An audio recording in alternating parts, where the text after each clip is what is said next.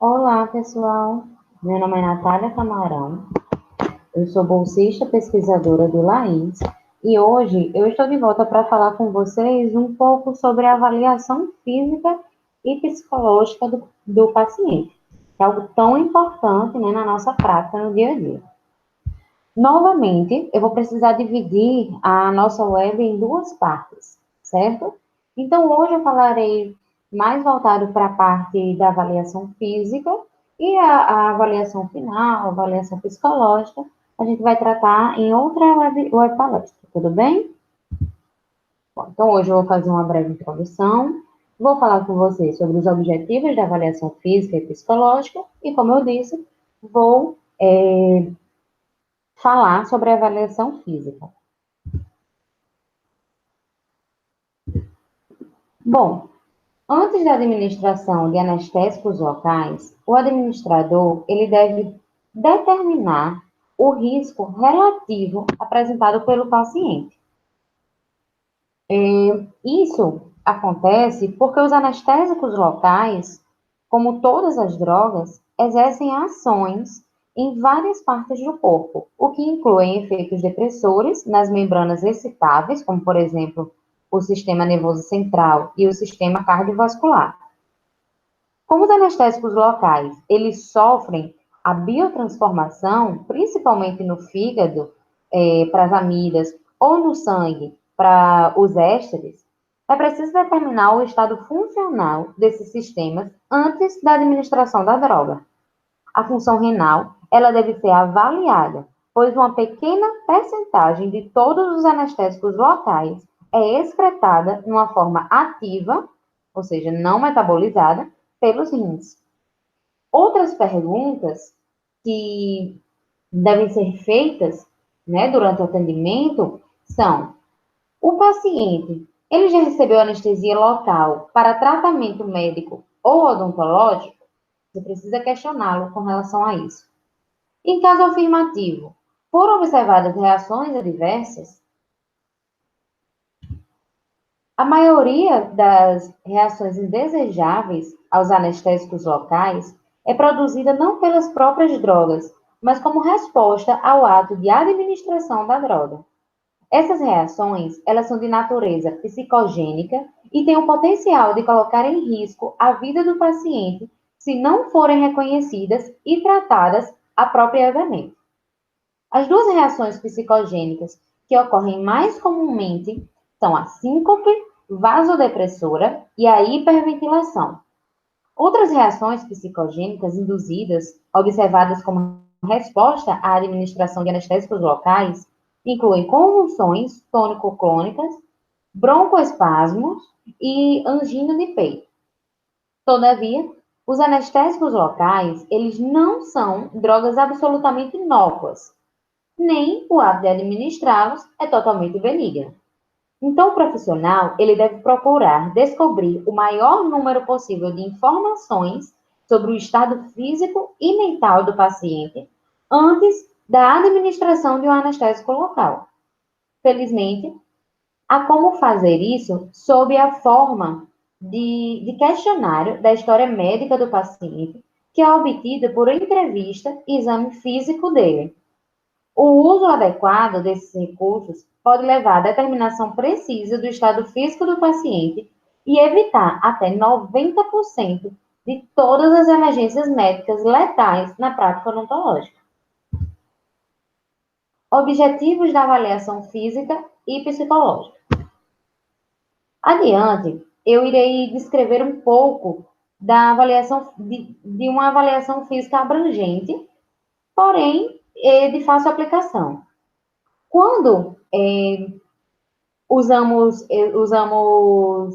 essa avaliação de uma maneira recomendada, de uma maneira correta, possibilita que a equipe odontológica determine corretamente qualquer risco potencial apresentado pelo paciente antes do início do tratamento. Esse sistema de questões, né, pode ser usado para atingir os seguintes objetivos: determinar a capacidade de o paciente tolerar fisicamente o estresse envolvido no tratamento odontológico planejado, Determinar a capacidade de o paciente tolerar psicologicamente o estresse envolvido no tratamento odontológico planejado. Determinar se estão indicadas modificações no tratamento que possibilitem que o paciente tolere melhor o estresse do tratamento odontológico. Determinar se está indicado o uso da psicossedação. Determinar qual é a técnica de sedação mais apropriada para o paciente. E determinar se há contraindicações ao tratamento odontológico planejado ou há alguma das drogas a serem utilizadas. Os primeiros dois objetivos envolvem a capacidade de o paciente tolerar o estresse envolvido no tratamento odontológico planejado. O estresse, ele pode ser de natureza física ou psicológica. Pacientes portadores de problemas médicos subjacentes podem ter uma menor capacidade de tolerar os níveis habituais de estresse associados aos diversos tipos de cuidados odontológicos. Esses pacientes, ele tem maior probabilidade de vir a apresentar uma exacerbação aguda de seu problema ou problemas médicos subjacentes durante o período de estresse aumentado. Esses processos mórbidos incluem angina de peito, transtornos convulsivos, asma e doença falciforme. Embora muitos desses pacientes se mostrem capazes de tolerar o tratamento odontológico planejado com relativa segurança, é obrigação da equipe odontológica determinar se existe algum problema, qual é a sua gravidade e decidir que impacto ele pode ter sobre o tratamento odontológico proposto. O terceiro objetivo consiste em determinar se o regime de tratamento habitual para determinado paciente deve ser modificado para possibilitar que ele tolere melhor o estresse do tratamento. Em alguns casos, um paciente sadio pode ser psicologicamente incapaz de tolerar o tratamento planejado. O tratamento ele pode ser modificado para minimizar o estresse enfrentado por esse paciente. O paciente medicamente comprometido também irá se beneficiar das modificações do tratamento que visam minimizar o estresse. Os protocolos para redução do estresse, conhecidos como PRE, que serão apresentados nessa web, porém, em um outro momento, né? Eles se destinam a ajudar os dentistas a minimizar o estresse relacionado com o tratamento, tanto para os pacientes saudáveis quanto para os medicamente comprometidos.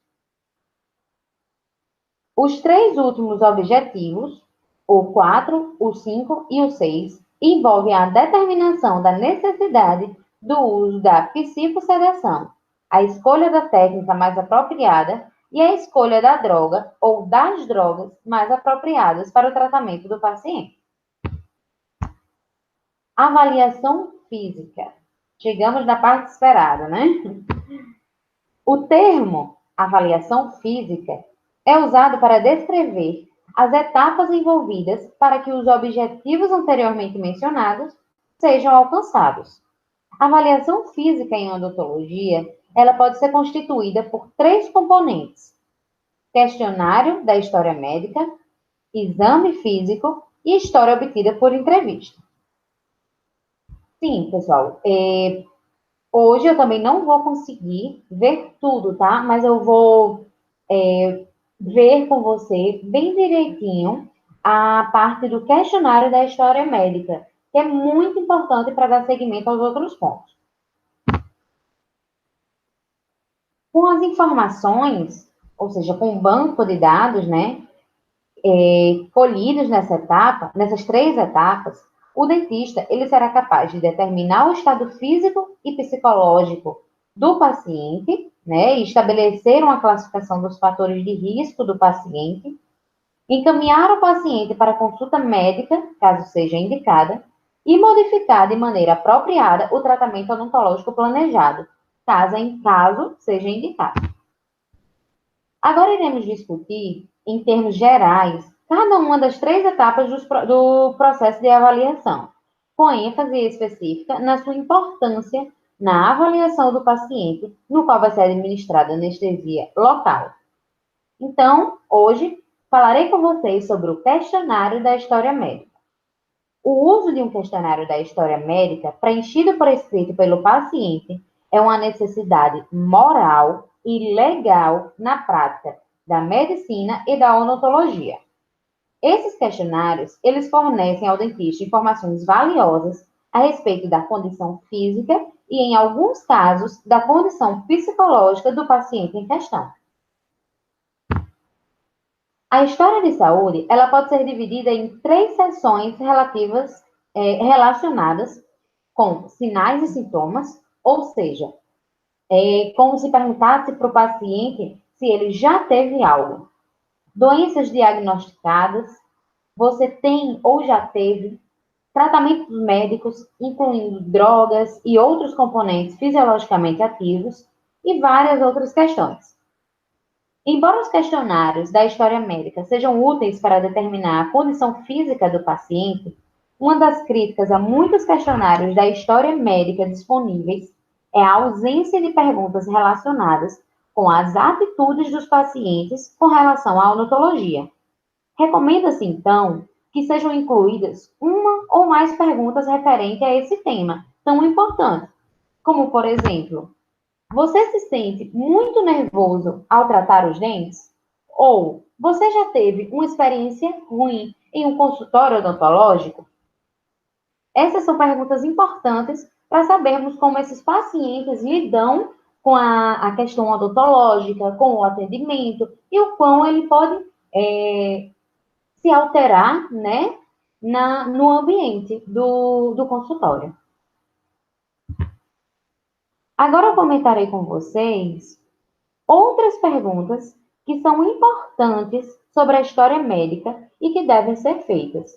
Vale lembrar que aqui são apenas algumas das perguntas, mas se vocês acharem importante, podem fazer outras, na verdade devem, né, até fazer mais, tá? Nós temos aqui apenas 32 questões e nós sabemos que são várias questões que podemos fazer durante um atendimento odontológico para nos assegurarmos quanto o bem-estar do nosso paciente, tá certo? Então, vamos lá. É bom sempre começar perguntando: você tem uma boa saúde geral? As perguntas do levantamento geral, elas buscam a impressão geral do paciente a respeito da sua saúde. Os estudos demonstram que uma resposta sim a essa pergunta não está necessariamente correlacionada ao estado de saúde efetivo do paciente, mas mostra como ele vê a sua saúde, certo? Depois, pergunta: houve alguma alteração em sua saúde no último ano? Você foi hospitalizado ou teve alguma doença séria nos últimos 3 anos? Se a resposta foi sim, por quê? Você está sendo tratado por algum médico atualmente? Por que razão? Qual foi a data do último exame médico? Qual a data do último exame odontológico? Essas últimas perguntas, a 2, a 3 e a 4, elas buscam informações relativas a alterações recentes na condição física do paciente. Em todos os casos de resposta positiva, deve-se obter uma história dialogada mais aprofundada para determinar a natureza exata da alteração no estado de saúde, o tipo de procedimento cirúrgico ou de doença e o nome de quaisquer medicações que o paciente possa estar fazendo uso no momento para ajudar a controlar o problema. Você já teve dor no peito, ou seja, já teve angina? Uma história de angina, que é definida em parte como a dor torácica ocasionada pelo esforço físico e aliviada pelo repouso, né? Claro que abrange mais essa definição, indica habitualmente a presença de doença coronariana associada à isquemia do miocárdio. O fator de risco do paciente típico portador de angina estável é asa 3, de acordo com o sistema de classificação do estado físico, que veremos na próxima web também, tá certo? Eu vou citando aqui a classificação no ASA, mas para Na busca de uma forma melhor de aprendizado, eu irei especificar cada uma das classificações na próxima, tá bom? Vale citar que a presença de temores relativos ao tratamento odontológico, à sedação, a sedação ela é absolutamente indicada em pacientes com angina. A sedação por inalação com óxido nitroso é preferível e o controle efetivo da dor com anestesia local com vasoconstrictor é uma indicação absoluta. Os pacientes que apresentam angina instável ou angina de início recente constituem riscos ASA 4. A outra pergunta que pode ser feita: tem sentido falta de ar? Embora o paciente ele possa responder negativamente a perguntas específicas relativas à presença de diversos transtornos cardíacos e pulmonares, como angina, insuficiência cardíaca, enfisema pulmonar, podem se evidenciar sinais e sintomas clínicos de uma doença cardíaca ou pulmonar através de perguntas como essas. Uma avaliação adicional é sugerida para determinar com maior precisão o estado do paciente antes do início do tratamento odontológico. Pergunta 7. Tem problemas de sangramento ou de formação de hematomas facilmente? Nós sabemos que transtornos hemorrágicos, como a hemofilia, estão associados a sangramentos prolongados ou a contusões frequentes e podem levar à modificação de algumas modalidades de tratamento odontológico, como cirurgia, técnica de administração de anestésico local, uma punção venosa. Então, devem, portanto, ser comunicados ao dentista antes que o tratamento seja iniciado. Antes de se inserir uma agulha nos tecidos moles vasculares da cavidade oral, deve-se determinar se o paciente está em risco de sangramento excessivo. Na presença de coagulopatias ou outros transtornos hemorrágicos, deve-se evitar, se possível, técnicas de injeção com uma incidência maior de aspiração positiva e usar de preferência a técnica supraperióstea do ligamento periodontal, a intraóssea ou outras técnicas também com uma menor propensão a ocasionar sangramentos. As técnicas que podem ser evitadas na presença de transtornos hemorrágicos incluem o bloqueio do nervo maxilar, a abordagem da tuberosidade alta, o bloqueio do nervo alveolar superior posterior, o bloqueio do nervo alveolar inferior e provavelmente os bloqueios nervosos mandibulares de Golgi e de Vazirana-Knauss. Embora as duas últimas técnicas tenham uma frequência de aspiração relativamente baixa, o sangramento após a sua administração pode ocorrer profundamente nos tecidos e, portanto, ser mais difícil de controlar. Então, as modificações, elas devem ser mencionadas na ficha do paciente, tá certo? É muito importante isso. Com relação às tonturas, uma resposta positiva pode indicar hipotensão postural crônica, hipotensão sintomática ou anemia ou ataque isquêmico transitório, uma forma de pré-acidente vascular cerebral. Além disso, pacientes portadores de certos tipos de transtornos convulsivos, como um ataque por queda, podem relatar episódios de desfalecimento ou de tonturas. É aconselhável que o dentista proceda a uma avaliação mais profunda, incluindo uma consulta médica de cuidado primário do paciente. Um ataque isquêmico transitório constitui um ASA 3, enquanto a hipotensão postural crônica representa normalmente risco ASA 2 ou 3. Com relação aos desmaios, o desmaio, a síncope vasodepressora, é a emergência médica mais comum na odontologia.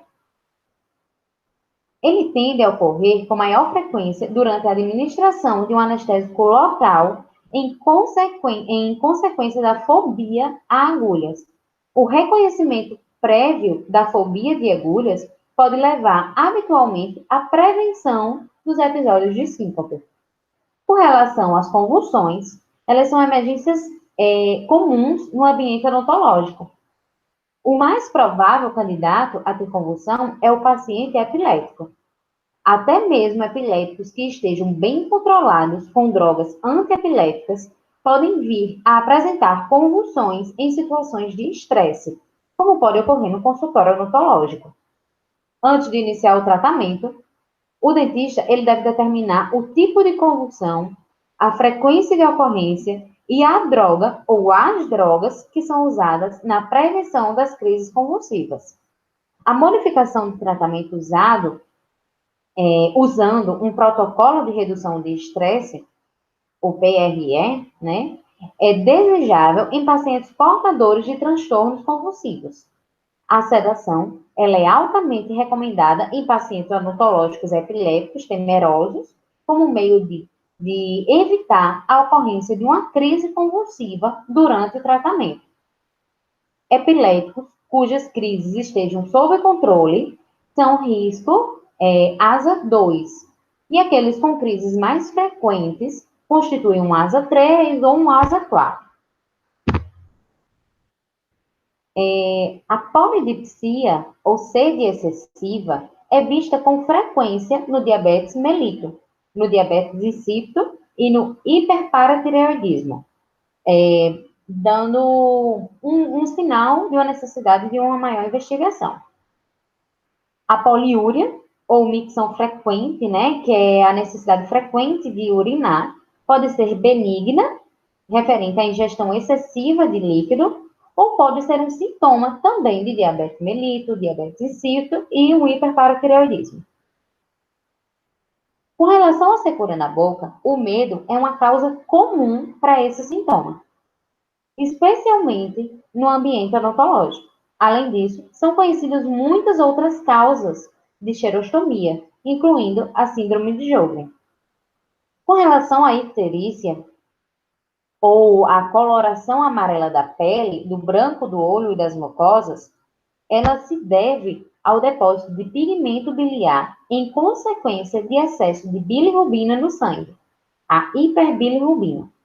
Ela frequentemente é causada por obstrução dos ductos biliares, destruição excessiva das hemácias, né, hemólise, ou distúrbios no funcionamento das células hepáticas. A icterícia é um sinal que pode ser indicativo de um problema benigno, como um cálculo biliar obstruindo o ducto biliar comum, ou por causa de um carcinoma pancreático envolvendo a abertura do ducto biliar comum para o duodeno. Como os anestésicos locais do tipo amida são submetidos à biotransformação primária no fígado, a presença de uma disfunção hepática significativa, ou seja, um paciente ASA 4, pode constituir uma contraindicação relativa ou absoluta à administração dessas drogas, ok?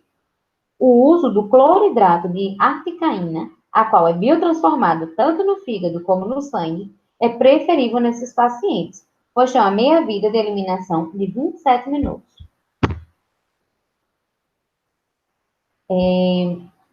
Você tem ou já teve doença cardíaca? Essa constitui uma pergunta de levantamento visando detectar a presença de qualquer tipo de doença cardíaca. Na presença de resposta afirmativa, o dentista deve procurar obter informações mais específicas e detalhadas relativas à natureza e à gravidade do problema e uma lista das medicações utilizadas pelo paciente para tratar a condição. Como muitas formas de doença cardíaca se exacerbam na presença de estresse, a consideração de um PRE se torna progressivamente mais importante. Lembrando que PRE é o protocolo de redução de estresse, tá certo? Você tem ou já teve ataques cardíacos, defeitos no coração? Ataque cardíaco é o termo leigo para o infarto do miocárdio.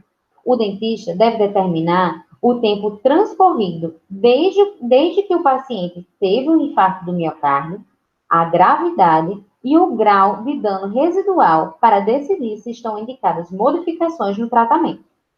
O tratamento odontológico eletivo era tradicionalmente suspenso nos 6 primeiros meses após o infarto do miocárdio. Hoje já tem mais estudos que diminuem esse tempo, certo? Muitos pacientes pós-infarto são considerados risco asa 3, num período de 6 meses ou mais após o evento. Entretanto, um paciente que tenha tido um infarto miocárdio menos de 6 meses antes do tratamento odontológico planejado deve ser considerado risco asa 4, até que seja feita uma consulta a seu cardiologista. Na presença de pouco ou nenhum dano residual ao miocárdio, o paciente pode ser considerado risco asa 2, depois de 6 meses.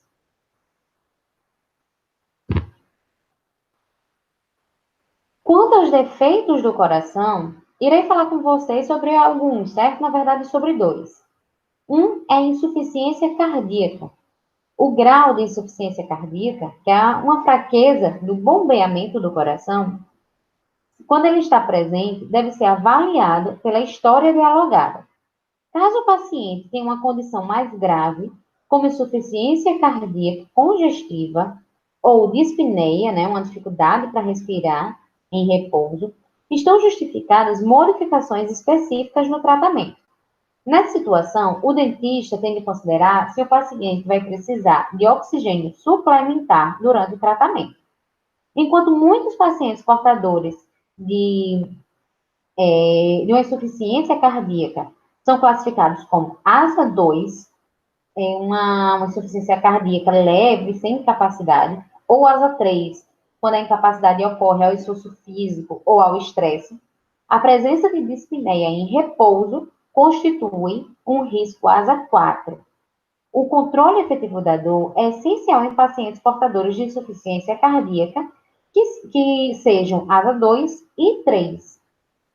Mas deve-se tomar cuidado ao selecionar as drogas e as técnicas apropriadas para evitar aumentos significativos na carga de trabalho do coração.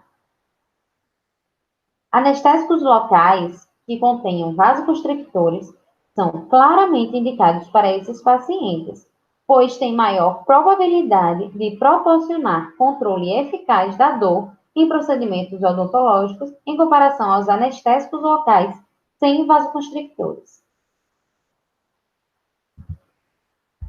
Quanto às lesões cardíacas congênitas, há necessidade de uma história dialogada, aprofundada para determinar a natureza da lesão e o grau de incapacidade presente.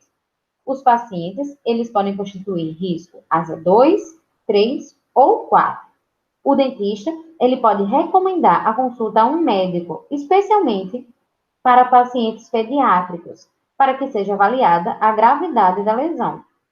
Alguns tratamentos odontológicos, eles vão exigir a profilaxia antibiótica, certo? Bom, uma história de febre reumática deve levar o dentista a realizar uma história dialogada aprofundada quanto à presença de cardiopatia reumática. Na presença dessa cardiopatia, a profilaxia antibiótica ela pode ser indicada como meio de minimizar o risco de ocorrência de endocardite bacteriana subaguda. Dependendo da gravidade da doença e da presença da incapacidade, os pacientes portadores da cardiopatia reumática podem ter risco ASA 2, 3 ou 4. Outras modificações no tratamento, eles podem ser aconselháveis também. Com relação ao derrame ou enrijecimento das artérias, o dentista ele deve dar grande atenção a derrames, acidentes vasculares cerebrais, né, o AVC, ou ataques cerebrais, o termo cada vez mais usado para transmitir ao público leigo e aos profissionais de saúde a urgência necessária no pronto tratamento da vítima de AVC. Um paciente que tenha sofrido um AVC tem maior risco de vir a ter outro AVC ou uma convulsão, caso apresente hipóxia. Nunca é demais enfatizar a importância do controle efetivo da dor pela administração de soluções anestésicas locais com vasoconstrictores. As concentrações de adrenalina, elas devem ser diminuídas ao máximo, certo? Como, por exemplo, de 1 para 200 mil, mas essa substância, ela deve ser incluída por aumentar a eficácia do anestésico. Os pacientes pós-AVC são risco ASA 4 até 6 meses do AVC, tornando-se risco ASA 3 no período de 6 meses ou mais após o acidente, se não ocorrerem problemas na recuperação. Em raros casos, o paciente pós-AVC pode ser risco ASA 2, certo? Com relação à pressão sanguínea alta, né? Medidas de pressão arterial elevadas frequentemente são encontradas no ambiente odontológico, secundariamente ao estresse adicional, que muitos pacientes associam à visita ao consultório odontológico. Na presença de história de pressão arterial alta, né, o dentista ele deve determinar as medicações que o paciente utiliza, os efeitos colaterais potenciais dessas medicações e quaisquer interações possíveis com outras drogas que podem vir a ser usadas durante o tratamento odontológico. Orientações relativas à avaliação clínica do risco, categorias ASA, né, baseada em valores da pressão arterial em adultos, serão apresentadas na próxima web, tá bom? Lembra que eu falei, né, isso anteriormente. Com relação ao protocolo de redução de estresse, é um fator significativo para minimizar a elevação adicional da pressão arterial durante o tratamento. Tem ou já teve asma, tuberculose, enfisema ou outras doenças do pulmão? A determinação da natureza e da gravidade dos problemas respiratórios é parte essencial da avaliação do paciente. Muitos problemas agudos que ocorrem no ambiente odontológico estão relacionados com o estresse, aumentando a carga do trabalho do sistema cardiovascular e as necessidades de oxigênio de muitos tecidos e órgãos. A presença de doença respiratória grave pode influenciar significativamente o tratamento odontológico planejado e a escolha das drogas e da técnica, caso seja necessária a sedação. A asma, né, o broncoespasmo, é marcada por obstrução parcial das vias aéreas inferiores.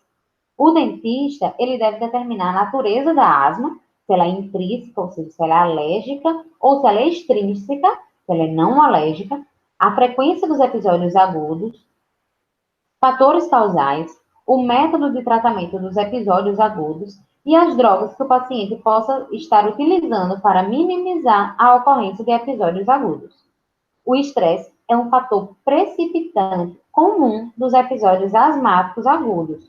Então, devemos evitar estresses durante o atendimento. Um paciente asmático bem controlado constitui risco ASA 2, enquanto o paciente asmático bem controlado, porém que seja sensível ao estresse, apresenta risco ASA 3. Pacientes cujos episódios agudos sejam frequentes ou difíceis de controlar, necessitando de uma hospitalização, por exemplo, são risco ASA 3 ou 4. Com relação à tuberculose, na presença de história de tuberculose, o dentista ele deve determinar, primeiramente, se a doença se encontra ativa ou latente. A tuberculose latente, ela constitui um risco ASA 2. Uma consulta médica e a modificação do tratamento odontológico são recomendadas, caso estas informações não sejam determinadas com facilidade. O enfisema, por sua vez, é uma forma de doença pulmonar obstrutiva crônica, DPOC, também designada como doença respiratória obstrutiva crônica. O paciente enfisematoso, né, ele tem uma reserva respiratória diminuída, caso as células corporais necessitem de oxigênio adicional, como ocorre durante os momentos de estresse. A terapia suplementar com oxigênio durante o tratamento odontológico é recomendada em casos graves de enfisema. Todavia, pacientes enfisematosos grave, com asa 3 ou 4, não devem receber mais que 3 litros de oxigênio por minuto. Essa restrição do fluxo ajuda a assegurar que o dentista não elimine a atividade hipóxica, que é o principal estímulo respiratório do paciente enfisematoso.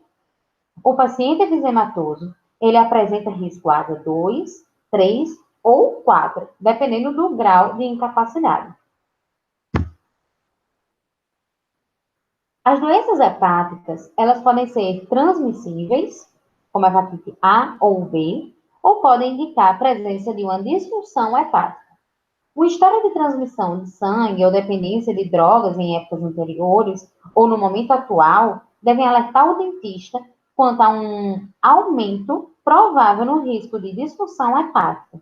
A disfunção hepática ela é um achado comum em pacientes que usam abusivamente drogas parenterais. Como muitas drogas elas são transformadas no fígado, deve-se tomar cuidado ao selecionar drogas e técnicas de administração específicas para pacientes com disfunção hepática significativa. Em geral, está indicado o uso de anestésicos locais e vasoconstrictores, considerando-se a redução a um mínimo da dose em pacientes que apresentam disfunção hepática grave, como, por exemplo, um ASA 4. Com relação à alergia a drogas, alimentos, medicamentos, látex, enfim, alergias em geral, o dentista ele deve avaliar exaustivamente as alergias do paciente antes de iniciar o tratamento odontológico, prescrever ou administrar uma droga. Nunca é demais enfatizar a importância dessa pergunta e de sua avaliação completa. Uma história dialogada completa e profunda, ela deve ser colhida antes que seja iniciado qualquer tratamento, especialmente na presença de uma história presumida ou documentada de alergia a drogas. Duas perguntas essenciais que devem ser feitas em todos os casos de suposta alergia são: descreva sua reação e como ela foi controlada. A presença de uma alergia isolada constitui risco ASA 2, certo? Nenhuma situação de emergência é tão assustadora para um profissional de cuidado da saúde quanto a reação alérgica sistêmica designada como anafilaxia. A prevenção da situação de risco de vida é mais gratificante do que o seu próprio tratamento.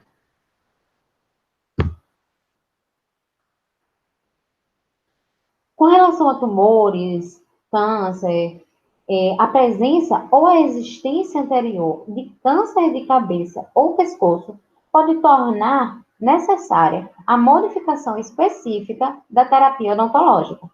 Os tecidos irradiados têm menor resistência a infecções, vascularidade diminuída e capacidade reduzida de reparo. Não há contraindicações específicas à administração de drogas para o tratamento da dor ou da ansiedade nesses pacientes. Todavia, as técnicas de administração de drogas anestésicas locais podem estar, em raras ocasiões, contraindicadas caso o tecido na área de depósito tenham sido irradiados. Uma história pregressa ou atual de câncer não aumenta necessariamente o risco ASA.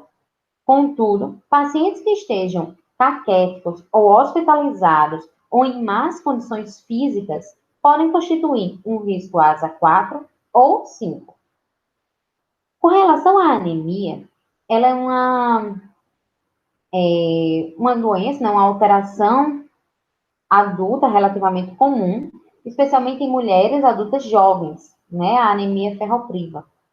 O dentista, ele precisa determinar o tipo de anemia presente, a capacidade de o sangue transportar oxigênio ou liberar oxigênio para outras células está diminuída nesses pacientes. E essa diminuição pode se tornar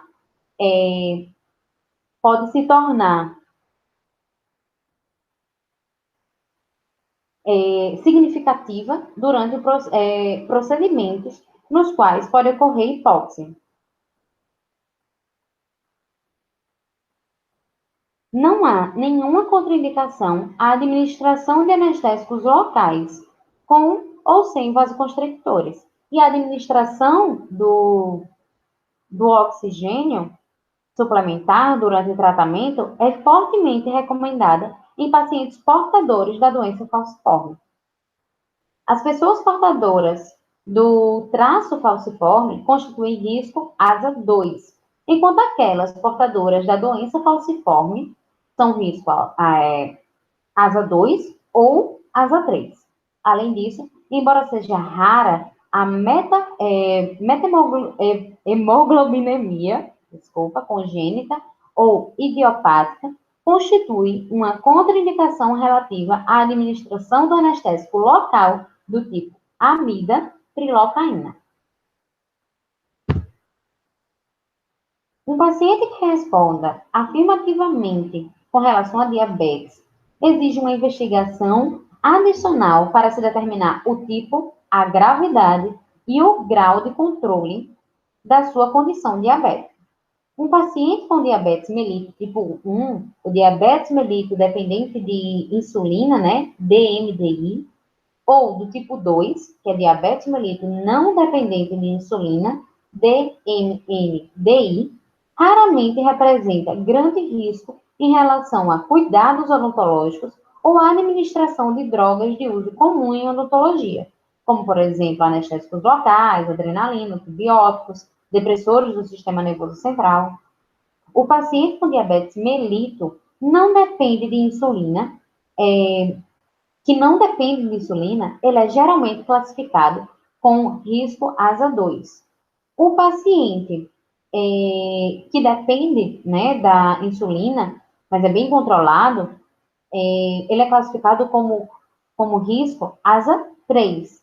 E o que depende da insulina mal controlado é como ASA 3 ou 4. As maiores preocupações durante o tratamento odontológico dizem respeito aos possíveis efeitos do cuidado odontológico sobre a ingestão subsequente de alimento e a ocorrência de hipoglicemia, que é o baixo nível de açúcar no sangue. Pacientes que saem do consultório odontológico com anestesia residual dos tecidos moles, especialmente na mandíbula, como a língua, lábios, geralmente retardam a ingestão de alimentos até que a sensação retorne, um período potencialmente de 5 horas para lidocaína, mepivacaína, articaína, prilocaína com vasoconstrictor, ou mais, até 12 horas para a bupivacaína com vasoconstrictor. Os pacientes diabéticos, eles têm de modificar as suas doses de insulina quando eles não mantêm seus hábitos alimentares. Então, a administração da droga para a reversão do anestésico local, né, o mesilato de fentolamina, após a conclusão do tratamento dentário, pode diminuir significativamente a duração da anestesia residual dos tecidos moles.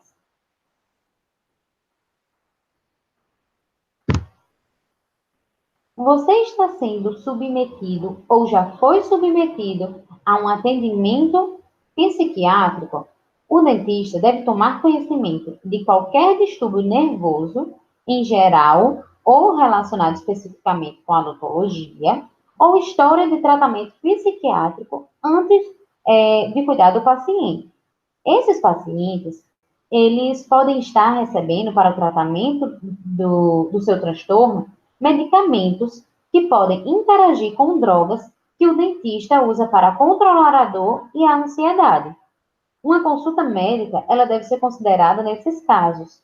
Então, pacientes, é importante saber que os pacientes com medo extremo, né, eles são classificados como ASA 2, enquanto os pacientes que recebem cuidados psiquiátricos e farmacoterapia psiquiátrica, eles constituem um risco ASA 2 ou um risco ASA 3. É importante também perguntar se houve alguma hospitalização dele, se ele fez alguma transfusão de sangue, se passou por alguma cirurgia, a razão da hospitalização, a duração da estadia hospitalar e quaisquer medicações prescritas que o paciente possa estar tomando no momento devem ser determinadas. A razão da transfusão do sangue deve ser determinada, como, por exemplo, sangramento prolongado, acidente, tipo de cirurgia. A natureza também, se ela foi eletiva ou emergencial, o tipo de cirurgia, se ela foi estética, se ela foi gastrointestinal, se ela foi cardíaca. O estado físico do paciente no momento atual, eles devem ser determinados. O importante pergunta a se fazer também é com relação ao marca-passo. Os marca-passos cardíacos, eles são implantados na pele da parte superior do tórax ou do abdômen, com os fios para a marcação do ritmo estendendo-se até o miocárdio. A indicação mais frequente para o uso de um marca-passo é a presença de arritmia clínica significativa. Os marca-passos de frequência fixa, eles proporcionam frequência cardíaca regular e contínua, independentemente do ritmo intrínseco do coração. Enquanto o marca-passo de demanda de uso mais comum é ativado apenas quando o ritmo do coração passa para uma faixa anormal.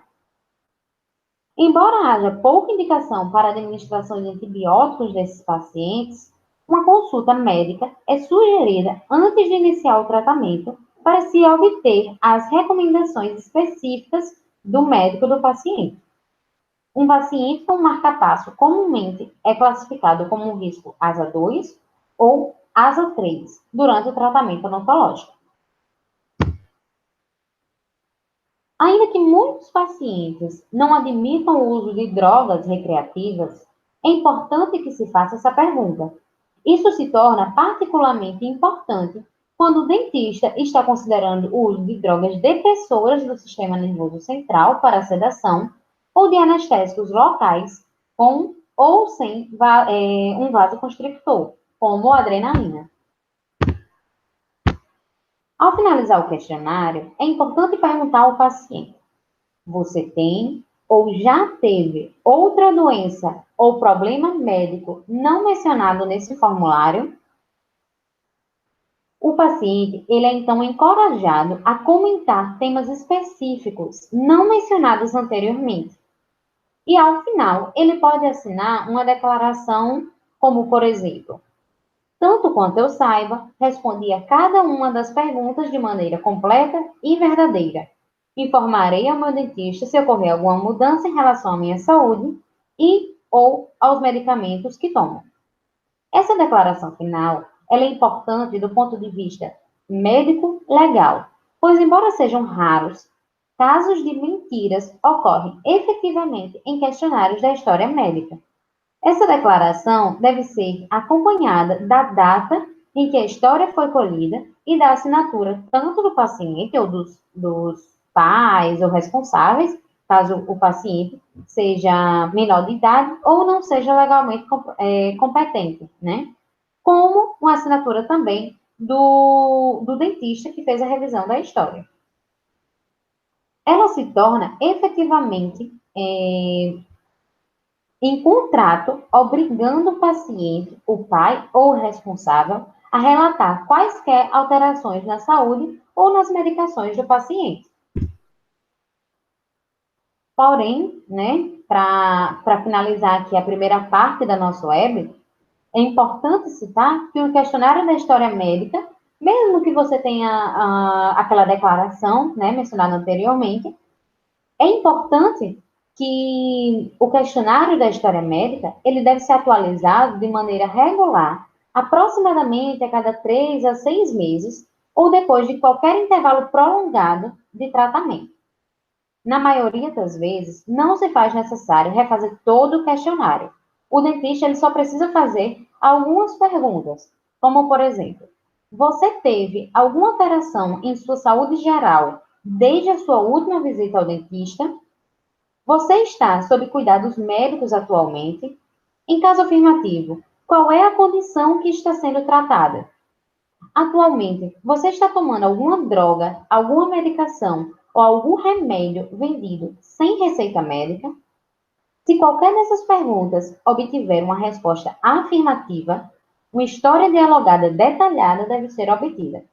Como, por exemplo, um paciente, ele pode responder que não houve alterações importantes na saúde geral, mas pode notificar ao dentista uma alteração menor em sua condição, como o final de uma gravidez, pode dizer, por exemplo, é uma menina, é um menino, algo que dê a entender que finalizou, né, uma gravidez, provavelmente há pouco tempo, ou um diagnóstico recente de diabetes ou de asma. Seja qual for a situação, um registro por escrito de que a história foi atualizada deve ser anexado às notas de evolução do paciente ou ao formulário de história da saúde, tá certo? Caso o estado de saúde do paciente tenha sofrido alterações significativas desde que a última história foi colhida, deve-se refazer toda ela, certo? Como, por exemplo, se o paciente ele tiver sido diagnosticado recentemente com uma doença cardiovascular e estiver sendo tratado com várias drogas que não estava fazendo uso anteriormente, lá naquela época que você fez o primeiro questionário da história médica. Bom, finalizamos aqui, né, a nossa primeira parte dessa web tão importante com relação à análise física e psicológica do paciente durante o atendimento. Gostaria de agradecer a todos que me acompanharam até aqui. Aguardo vocês na nossa próxima web.